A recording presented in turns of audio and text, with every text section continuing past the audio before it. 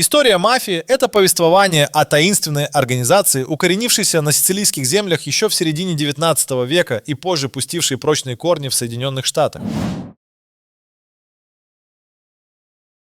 Когда действие сухого закона в США в 30-е годы прошлого века подошло к концу, это вовсе не означало ее исчезновение.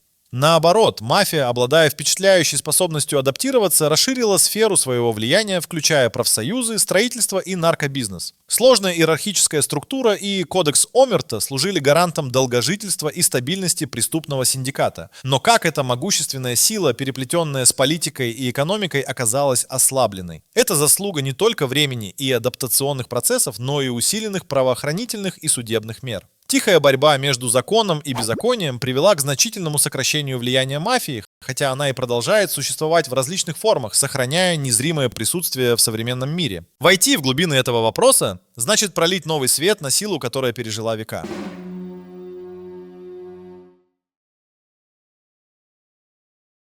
В 20 веке мафия стала настоящей силой в таких странах, как Италия и США. В Италии 'Ндрангета проникла глубоко в экономику, используя легальные предприятия для прикрытия своих темных дел. В США аналогичными методами действовали семейные кланы, как, например, Дженовезе, которые контролировали портовые сооружения в Байонне через подставные компании и профсоюзы портовых рабочих. Эта преступная сеть не только управляла улицами, но и находила путь к политическим кругам, завоевывая влияние через коррупцию, подкуп и запугивание. Сухой закон в США, действовавший с 1920 по 1933, стал для нее золотой скважиной. Лидеры вроде Аль Капоне наращивали влияние за счет масштабной сети нелегальной торговли алкоголем, обогащаясь на миллионы. Однако почти абсолютной власти у мафии так и не было. Правоохранительные органы USA и сами силы закона в Италии начали активное противодействие. В США законы против организованной преступности в конце 20 века стали одним из факторов упадка мафии, а внутренние конфликты и раздоры ослабили ряды преступных организаций.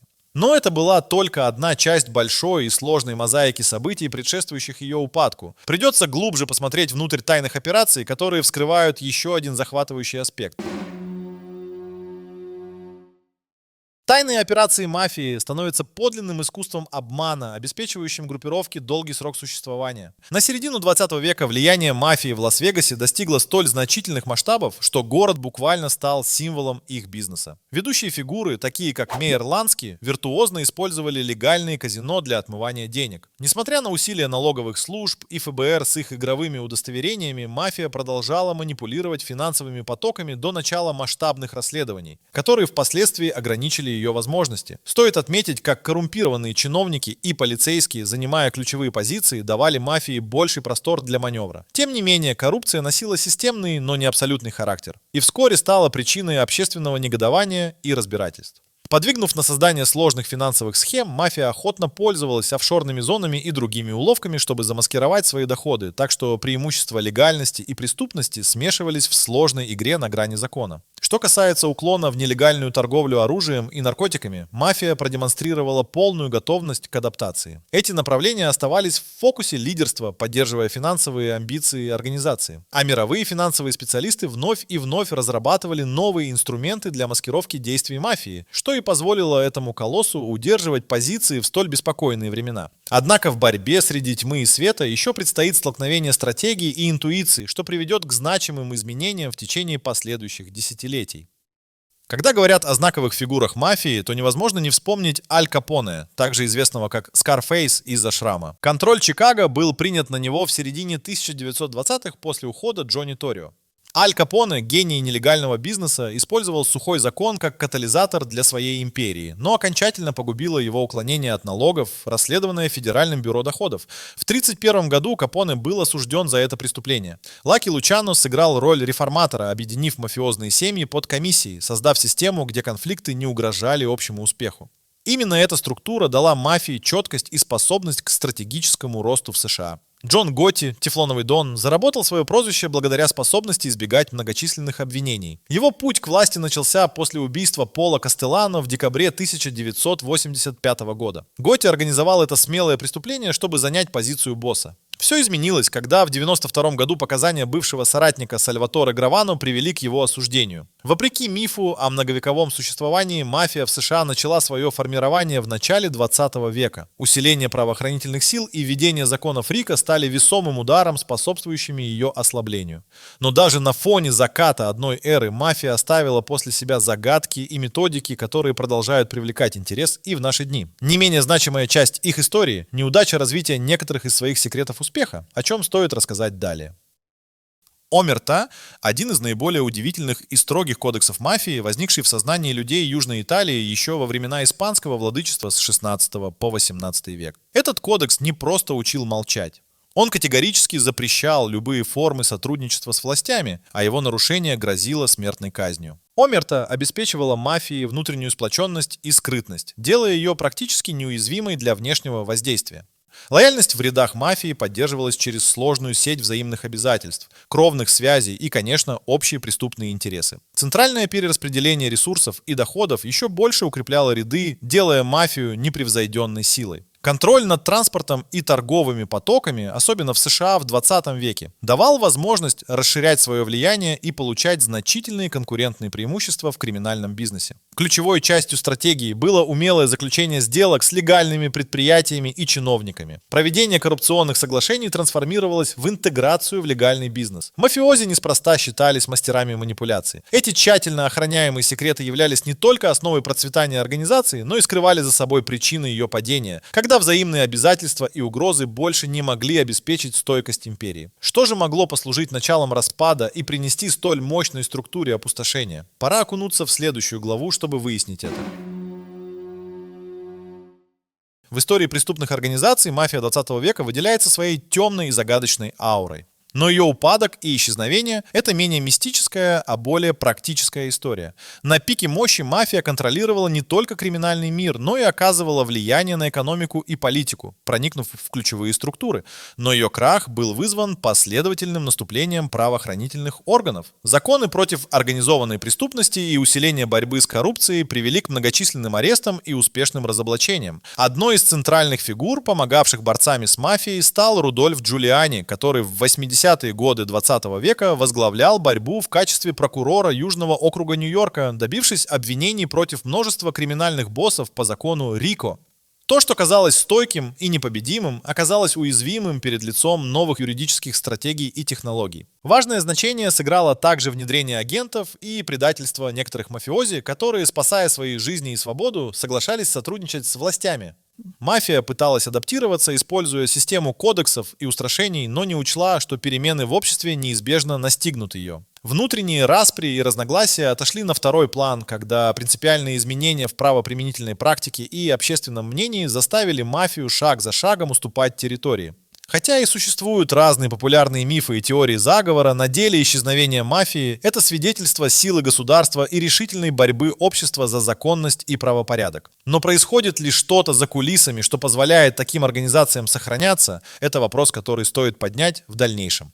Мировой финансовый кризис конца 2000-х годов стал для мафии настоящим подарком судьбы. В то время как экономики стран трещали под давлением, мафия, напротив, приумножила свои доходы. В Италии, например, доходы 'Ндрангеты выросли на 8% в 2009 году.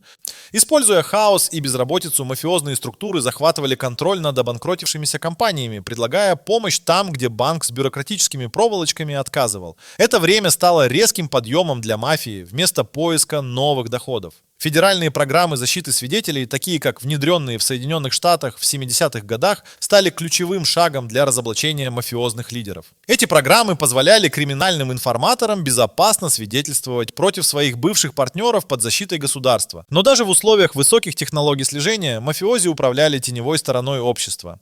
Технологии были мощным инструментом, однако мафия сохраняла влияние через сложные схемы коррупции. Законодательные меры в Италии и Соединенных Штатах оказались эффективными только при общественной поддержке. Специальные подразделения, созданные в Италии в 80-х и 90-х годах, активно боролись с черной рукой, внедряя жесткие регуляции. Закон Рико в Соединенных Штатах, принятый в 70-х, обеспечил инструмент для осуждения членов мафии за целый спектр преступлений, будь то наркоторговля или рэкет. Все же, несмотря на внешние меры, мафия сталкивалась и с внутренними раздорами, что стало ее ахиллесовой пятой. Внутренние конфликты подрывали доверие и сплоченность, создавая новые уязвимости для организации. В этой непредсказуемой борьбе за власть и влияние каждый шаг становился решающим, открывая новые страницы, которые покажут всю драматичность ее упадка. Во всем мире принято считать, что мафия – это не просто организация с четкой иерархией и семейными связями. В ее основу был заложен культовый кодекс Омерта, закон молчания и невмешательства, нарушение которого каралось смертью. Именно такой непреклонный кодекс помогал мафии сохранять внутреннюю сплоченность и защищаться от правоохранителей. Но что происходит, когда эта слепая лояльность начинает трещать? Идея семей в американской мафии берет свои истоки из Кастелло-Марской войны в 20-е годы прошлого века. Именно тогда Сальваторе Маранцано поделил Нью-Йорк на 5 семей с установленной иерархией. Но эта система, как оказалось, не была гарантией мира. Амбиции и интриги вскоре привели к убийствам, включая устранение самого Маранцано. Его смерть стала только началом более масштабных конфликтов, превративших семьи в постоянное поле битвы. В 60-е годы под административным давлением Роберта Кеннеди усилилось число арестов мафиозных структур, что приводило к естественной необходимости заполнять освобождающиеся места. Новые амбициозные лица занимали эти позиции, постепенно разрушая старые традиции кровных связей. Таким образом, расколы продолжались, а борьба за власть нередко сопровождалась кровопролитием и предательством. Современная мафия же переключила внимание с явных насильственных методов на более скрытные формы криминального влияния, такие как мошенничество, коррупция и налоговые махинации. Эти изменения привели к трансформации внутренних конфликтов. Теперь бои за влияние ведутся не только силами, но и через обман, манипуляции и внедрение в легальный бизнес. В этом таится парадокс мафии, что когда-то было ее силой, стало источником ее слабости. Но, как эти разросшиеся конфликты платили за их падение, помощь пришла из весьма неожиданных рук со стороны государственных органов, что полностью изменило правила игры в этой захватывающей истории. Действительно, проиграть мафии войну удалось благодаря новаторским шагам правоохранительных органов. Закон Рико, принятый в 1970-м, стал важным рычагом в борьбе с организованной преступностью. ФБР и итальянские структуры Полиция ди Стато и Карабинери сформировали прочный союз, координируя действия и обмен информацией, что привело к успешным операциям против мафии. Роль Интерпола также была значимой, но основные усилия сосредоточились на уровне государств. В США ключевым элементом стала программа ВИДСЕК, начавшая действие в том же 1970 году. Она позволила переубеждать мафиози давать показания в обмен на новую жизнь под охраной, создавая возможность для разоблачения преступных схем, которые раньше оставались в тени. В Италии также были предприняты меры по защите свидетелей, но с несколько меньшей эффективностью. Тем не менее, эти новые подходы ослабили влияние мафии на государственные институты, заставляя ее отступать на позициях. Финансовый аспект также заслуживает упоминания. Многие структуры мафии направляли свои средства в легальный бизнес, недвижимость и корпоративные активы. Это не было тайной. Напротив, финансовые потоки детально отслеживались и документировались. Операции правоохранительных органов, конфискации и аресты сыграли большую роль в ослаблении экономической мощи мафии. Это указывает на далеко не мистический характер исчезновения капитала мафии, а на кропотливую работу правоохранителей и их стратегические разработки против криминала. На фоне внимания к технологическим достижениям, такими как устройство наблюдения, возникли и законодательные нововведения, которые значительно расширили возможности слежки и правоприменения. Эти изменения показали, что настоящий удар по мафии наносится не только операциями на улицах, но и в залах судов и на уровне экономики. Вмешательство государственных органов стало важным и решающим фактором, значительно снижающим влияние этой некогда могущественной структуры. А когда речь заходит о том, какими ресурсами мафия продолжала сопротивление, нужно заглянуть за завесу, чтобы понять, как получилось загнать этого зверя в угол. Финансовая мощь мафии всегда вызывала удивление. В начале 20 века эта организация могла распоряжаться миллионами долларов, контролируя не только криминальные потоки, но и легальные предприятия. Такая хрупкая структура, казалось бы, неуязвима, однако международные усилия правоохранительных органов существенно затруднили управление этими потоками. Правоохранители из разных стран, включая Организацию Объединенных Наций, начали активное сотрудничество, создавая прецеденты для противодействия отмыванию денег и контролю финансовых схем. Это вынудило мафию переориентироваться и развивать новые способы обогащения, включая виртуальные платформы и международные операции, что делает их отслеживание более сложным, но не невозможным. Парадный фасад легальных бизнесов, за которыми скрывались криминальные операции, стал подвергаться большему контролю. Мафия постоянно адаптировалась, но и правоохранительные органы стали более изощренными, применяя тактику замораживания средств и раскрытия офшорных счетов. Однако организации вроде Ндрангета удается находить обходные пути, что показывает не столько их гибкость, сколько недостатки в международных системах координации. Внутриклановое предательство и соглашательство действительно сыграли свою роль в раскрытии секретов мафии, но действие было не настолько масштабным, чтобы разрушить всю структуру. Мафия умела восстанавливаться, зная, как защищать свои ключевые точки влияния и обеспечивать сохранность своих интересов. Финансовые источники не полностью исчезли, они значимо сократились, что ослабило организацию, заставив ее искать альтернативные методы сохранения своего влияния через коррупцию и управление территориями. Падение финансовой мощи мафии – это не только потеря денег, но и изменение ее стратегии, что подтверждает современные исследования и практика. Таким образом, мафия не превратилась в призрак своего прошлого великолепия, а демонстрирует искусство адаптации, погружаясь все глубже в серые зоны экономических систем, сохраняя свое присутствие. Вопрос остается, как нынешнее ее наследие будет влиять на наше общество и как его можно контролировать. Это открытое поле для обсуждений и отражение того, что даже закон может не всегда достигнуть цели мгновенно. Наследие мафии 20 века – это мост между прошлым и настоящим мира преступности. Менталитет Омерта, закон молчания, был основой их успеха, надежной защитой от внешнего проникновения и разрушения. Этот кодекс до сих пор пропитывает криминальные структуры, задавая тон и дисциплину. В Италии ожесточенная борьба с мафией началась в 60-х и 70-х годах. В 90-х, после убийства известных прокуроров Джованни Фальконе и Паоло Борселлино в 1992 году, настало время решительных мер. Их трагические судьбы стали символами борьбы и жертвы. Сегодня криминальные организации продвигаются в продвижении своих интересов через технологические нововведения и сложные мошеннические схемы. Что когда-то разгорелось как огонь насилия и прямого давления, превратилось в теневой бизнес с уклоном в легализацию криминальных доходов через захваты легального бизнеса. Это движение напоминает о прошлых попытках мафии интегрироваться в легальную экономику, используя отмывание денег и контроль через госзаказы и торговлю. Хотя уличные банды 21 века могут перенимать некоторые из их методов, их структура и организация остаются уникальными. У мафии четкая иерархия и кодификация, в то время как банды более разрозненные и подвержены постоянным изменениям власти. Мафия научила мир преступности важности стратегии и новаторства. Современные технологии помогают не только скрывать, но и управлять преступными деяниями, вводя новые уровни сложности в работу правоохранителей. Этот вызов также актуален сегодня, как и когда мафия только начинала строить свою империю в начале 20 века. Имея такие корни, их тень продолжает влиять на нашу реальность. Мафия 20 века оставила не только уроки, но и многочисленные вопросы о будущем преступности. Как сохранить ее под контролем, а возможно, разгадать секреты, которые все еще скрываются за завесой времени? Эта тема остается открытой для обсуждения и требует продолжения.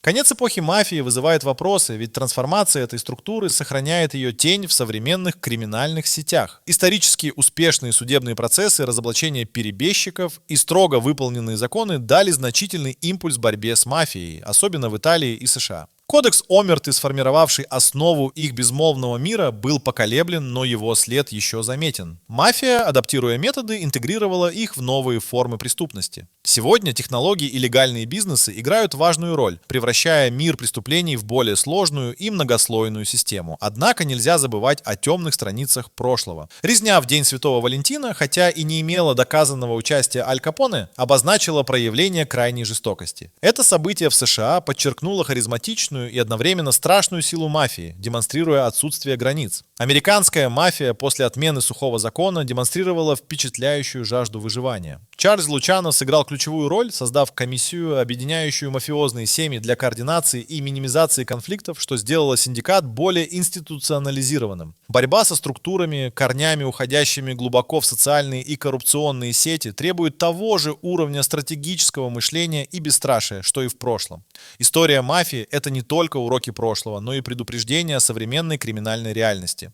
Здесь важны не только проницательность и решимость, но и умение предвидеть, как мафия в своих новых формах будет взаимодействовать с обществами. Ведь тень ее прежнего величия остается, напоминая, что в какой-то момент организованная преступность снова может вернуть себе первенство.